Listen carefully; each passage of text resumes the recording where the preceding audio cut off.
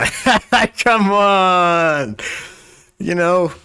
Anyway. All right, so we got the next video here. This is Fox News. This is Sean Hannity.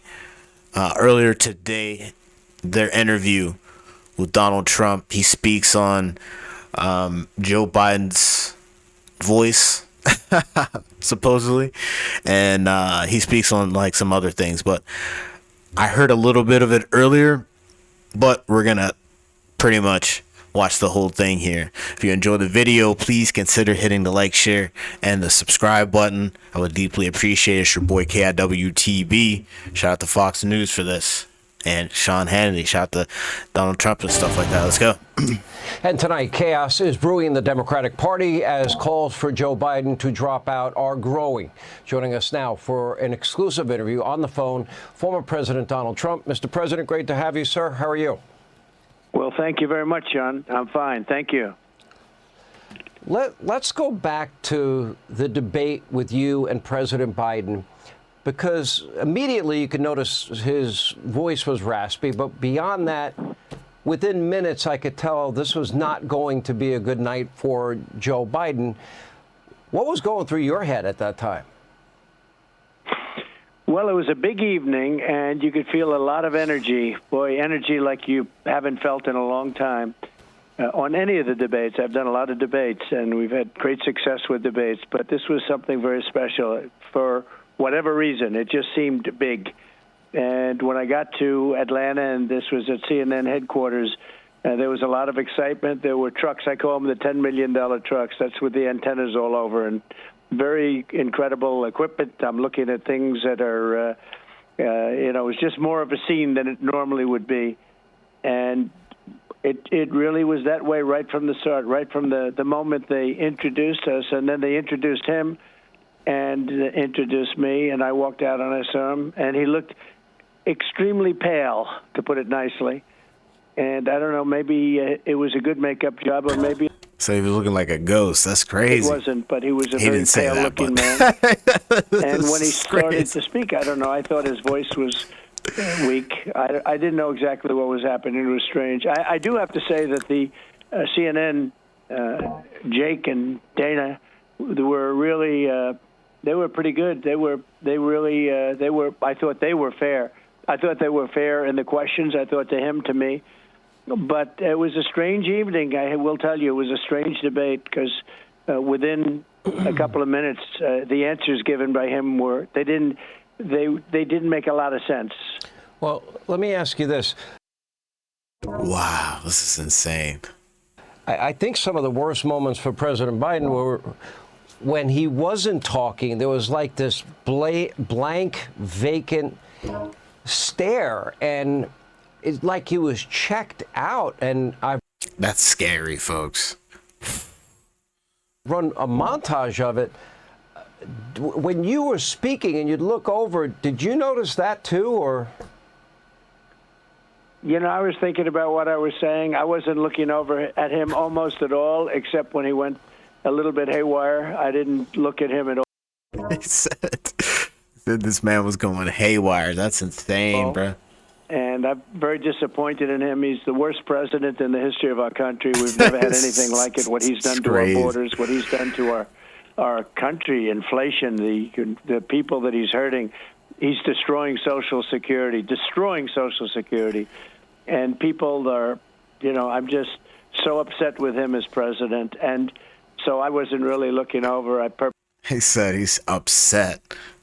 He's not mad. He said, I'm upset. Oh, man. That's putting it lightly, right? Purposely wasn't. That's insane. And I did take a couple of peeks when he was in the midst of giving some really bad answers. They weren't even answers. They were just words put together that had no meaning or sense. But for the most part, I didn't really look over. Since before the 2020 election, on radio and TV, I have chronicled the fact that Joe looked weak and frail and that he was a cognitive mess long before the election in 2020. The media... Yo, Sean Hannity is not... He's not all that. I call them state-run media, Democrats, they're all acting shocked like this just came out of nowhere. It's crazy. Is this one incident, or is it, is this something permanent? I'm like, did they not notice the guy can't give a press conference? Did they not notice that he doesn't use the big boy stairs getting on Air Force One? Did they not notice the plan to surround him as he walks to and from Marine One? That he wouldn't do a Super Bowl interview, a layup interview for any president, really. What part of his cognitive decline do you think they missed, or did they purposely cover for him, in your view? Well, they cover for him, and they still are sort of covering, but now it's getting very difficult to do that. And, it looks to me like he may very well stay in. He's got an ego, and he doesn't want to quit. He doesn't want to do that. It just looks to me like that's what he wants. I think Jill would like to see him stay. She's having a good time. Dr. Jill. I notice she really seems to be having a good time, and I'm hearing that Hunter is calling the shots. So this isn't necessarily. That's crazy to even what fact check that. What? It's crazy. It's crazy. A very positive thing for our country, but I think he might very well stay in, and if he does, nobody wants to give that up that way. He's going to feel badly about himself for a long time. It's hard to give it up that way, the way where they're trying to force him out. So, I mean, you really have to speak to his doctors, but obviously he's been sheltered by the fake news media. That's why they call it the fake news. Do you, Mr. President, do you want Joe Biden to step aside? Do you care? Well, we've prepared for him, but I don't think it's going to matter. We had a great 4 years. Our border was the strongest ever. Our economy pre-COVID was incredible, the best ever. But then when we got hit with the gift from China, the China virus, that came in, and we did a That's crazy, man. fantastic job, and we got it back where the stock market was actually higher to just prior to COVID coming in. So, I mean, we've done a job. The military, we defeated ISIS, took out the worst terrorists in the world, and defeated ISIS. And that was a big thing. I was told it would take 5 years, and it took us a couple of months. The military's. Yeah, he said he crushed ISIS a couple.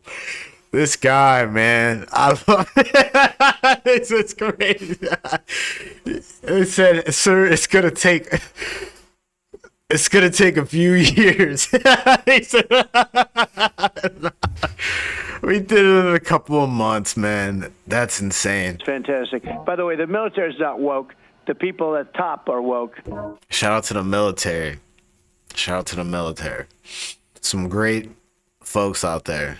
Men and women out there doing good things. Shout out to them. But the military is never going to be woke. Those are incredible people. What they did for me in the fight on ISIS. And then we had no wars. I mean, I had no wars. We're heading into World War III, in my opinion, with this man semi-running things. Because he's not running things. The people that surround the Oval Office, the people that surround the Resolute desk, the beautiful Resolute desk, they're really running things in Washington, I suspect. And it's very bad. And you know, he got them into the warfare and lawfare, many different terms you can use, but basically going after your political opponent, using the Justice Department, using local DAs, using local attorney generals, going after your political opponent. Nobody's ever seen anything like that. And, you know, there are those. I just read an article that it's been a positive for me, but it's not a positive. It's very unfair. It's fighting an unfair battle. But he's the one that got us into that. And all these lawsuits you see and everything else, that's all Biden-inspired, meaning Biden people inspired. And it's, very sad. I think it's a very sad time for our country. We're not respected anywhere in the world. He's not respected.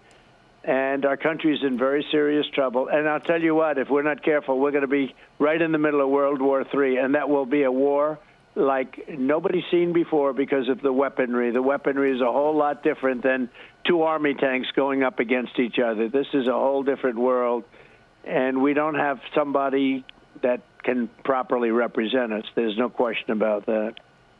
What do you make of all the talk that if Biden steps aside or is pushed out, that it would be Vice President Harris?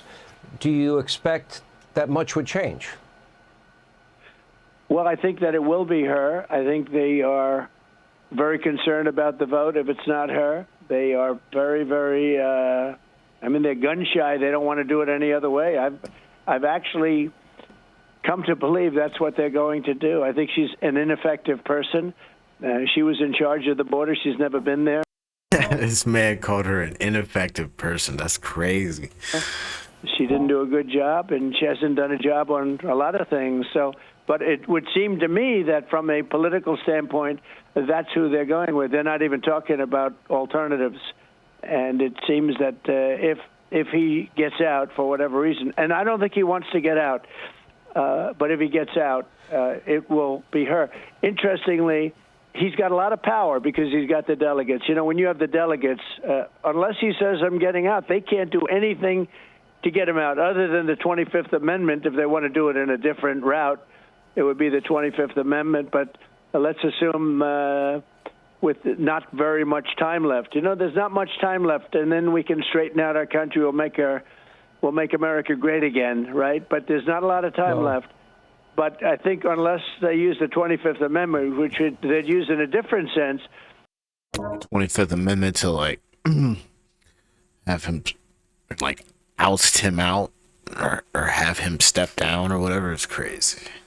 He has all the power. He has the delegates. He doesn't have to get out. There's nothing they can do to get him out. So he'll get the nomination. He got the nomination, and then they'll have their meeting in Chicago, which, by the way, last week, 117 people were shot and 17 people were killed. That was last weekend in Chicago. That's like a war zone. But they have their convention in Chicago, and they're obviously very proud of Chicago. And I love Chicago. I have investments in Chicago. But when you look at the crime in Chicago, when you look at what's gone wrong with Chicago, it's not a very good thing to be displaying right now. I still think every election is about the future. It's about peace and prosperity. In this case, it would be about the border. It will be about the economy, law and order, the green agenda, America's role in the world. The one issue that pops almost at the top of every poll in the minds of Americans, well, really two, the border and the economy. Let's start with the border. We have nearly 11 million unvetted Joe Biden illegal immigrants in this country from nearly 180 countries, but many from countries that have terror ties, countries like Iran and Syria, Egypt, Afghanistan, Venezuela, Kazakhstan, nearly 60,000 from China in just the last 18 months, tens of thousands from Russia. And that's like insane. Like, you could fact check that. Wow. That's insane. To even, if all of this is very true, or if all this is true, what Mr. Hannity is saying here is, it's insane. And I worry that this is now a clear and present danger for the country, and that the likelihood that terror cells are probably already here is very high. I don't think I'm wrong. Scary, I pray to God that I'm wrong. I don't believe I am.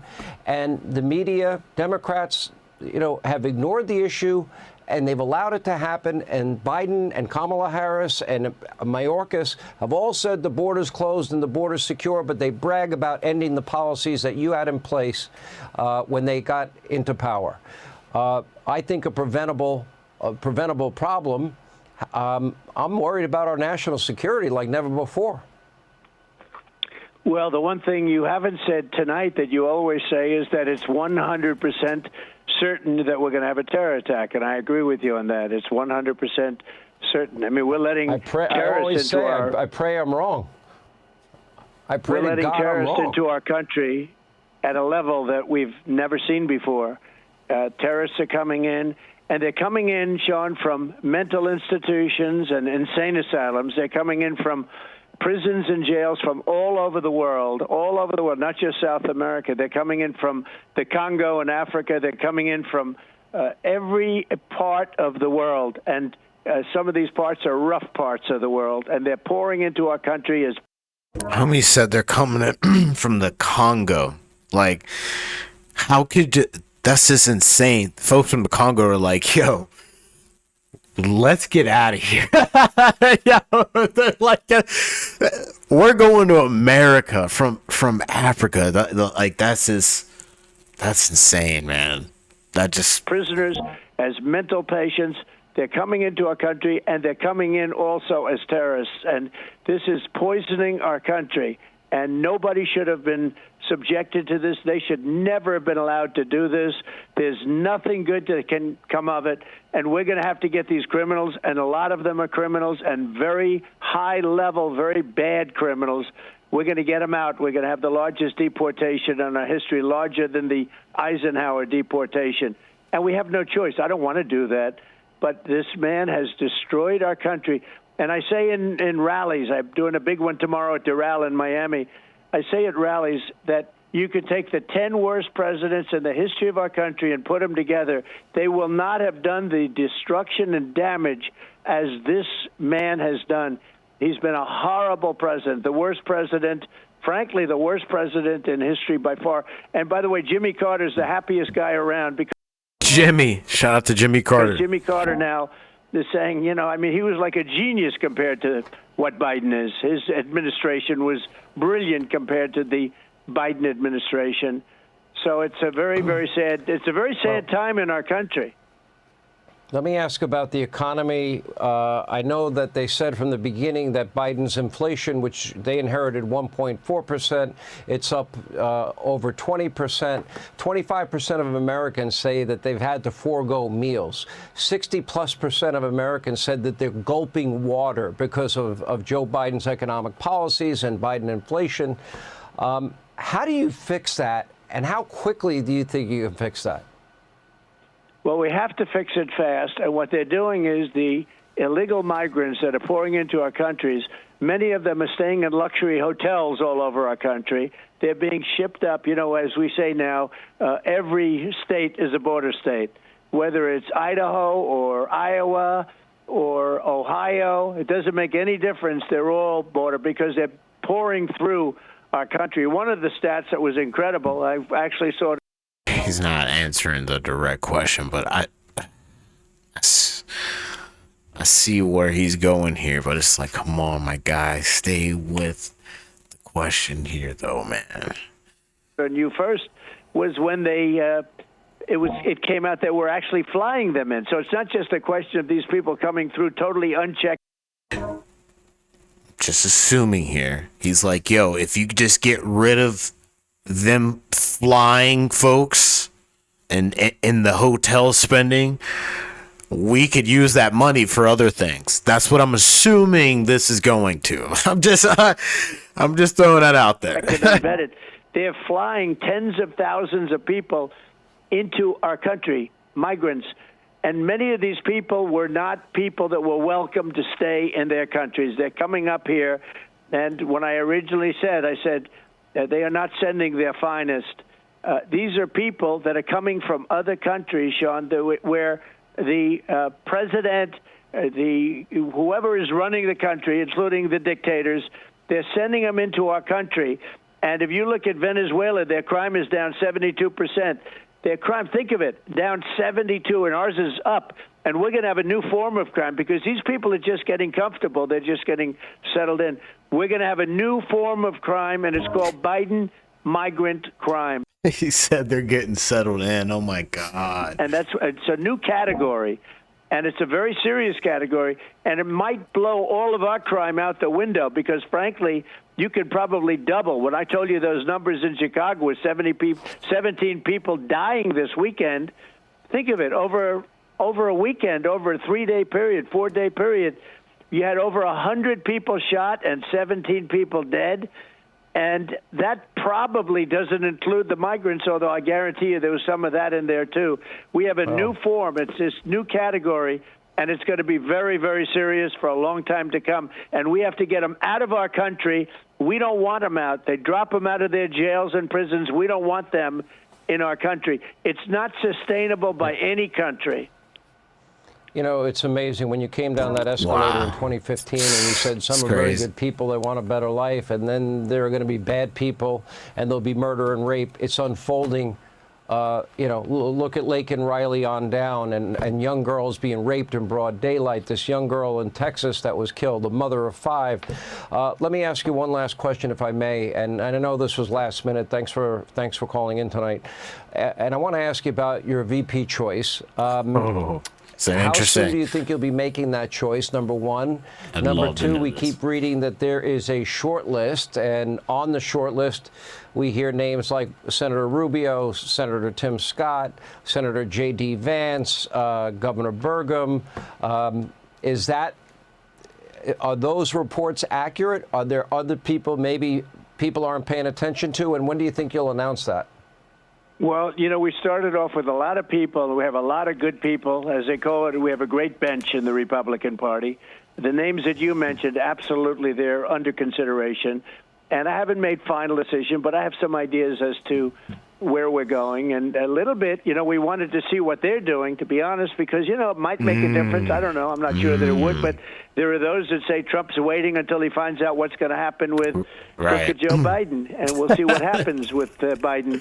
But, you know, I think probably within the next week and a half, probably sometime. I'd love to do it during the convention. My people say that's a little complicated. You know, in the old days, they would announce the vice president during the convention. Today, with modern-day technology, you can't do things that you could have done 50 years ago very easily. But probably a little before the convention, but not much. It could even be during the convention that we'd do it. I'd love to do it during the convention. I think it would be a very interesting build-up and important for the convention. It would make it even more exciting. It's going to be amazing in Milwaukee. It's very soon. If you announced it right now on this show, I think it would make a lot of news. I'm just saying. This guy. If I did it, I'd love to do it with you. But we'll be announcing soon, and I think everybody's going to be very, very happy. The choice will be very, very good. It's going to be a great vice president, meaning a person that can do a fantastic job as president, because you always have to think of that first. And then second, somebody that helps you get elected. And there's nothing wrong with that. Yo, shout out to Fox News. Shout out to Sean Hannity and Donald Trump for doing this interview. I mean, it seems business as usual, but it seems like Donald Trump is kind of like chilling out, man. He's kind of playing the field here and seeing what the other party decides to do, because it seems like they're going nuts right now. They're going nuts right now. So all we could do is just wait, right? All we can do is just wait. You can hope for the best. Make sure you folks go out there and go vote, yo. Make sure you folks go out there and go vote for whoever. RFK, Joe Biden, Donald Trump, whoever it is. Make sure you go out there and go vote. But really, make sure you go out there and go educate yourself on who to vote for. But go vote for whoever that you want to go vote for. It's your boy KIWTB. Today we had a dope, super cool live stream. We checked out the MSNBC interview with Joe Scarborough and his wife, Mrs. Scarborough, and President Joe Biden. And then we just checked out the Fox News interview with Sean Hannity and President Donald Trump. If you enjoyed the video, make sure you hit the like, share, and the subscribe button, please.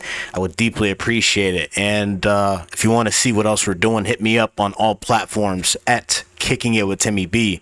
And then if you have X or Twitter, formerly known as Twitter, you can hit me up on there at KIWTB Gaming. We're going to be back with a lot more content, folks.